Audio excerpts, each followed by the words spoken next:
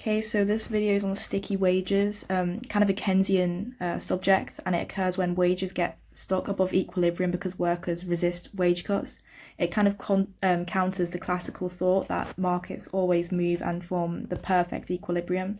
So if we have kind of a classical diagram here, we have the demand for labour, we'll have the wage here, we'll have the quantity or employment.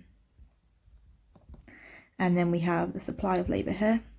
We have an equilibrium at W star and Q star. If demand for labour falls, then the demand curve will shift inwards.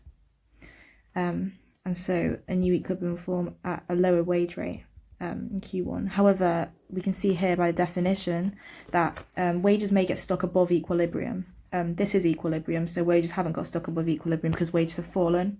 But like it says here, workers actually resist wage cuts, and so what we see is that we get a greater drop in employment, a larger rate of unemployment when demand for labour falls. This is because firms can't exactly decrease wages, and so they have to offset costs in other way. They have to lay off more workers. So if we draw the diagram for sticky wages, we have employment here. We have wage here,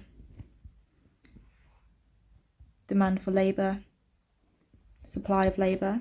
Originally we're at an equilibrium, but if demand for labour falls, we can't reduce the wages must stay here, and so the only other equilibrium is this intersection point here, and so employment falls to Q1, so this would be the unemployment,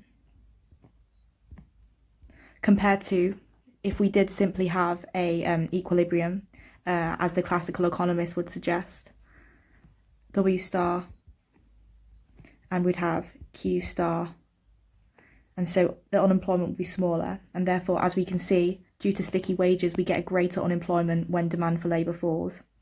Reasons for this is that, kind of socially, it's wrong for firms, or it's deemed wrong for firms to reduce wages.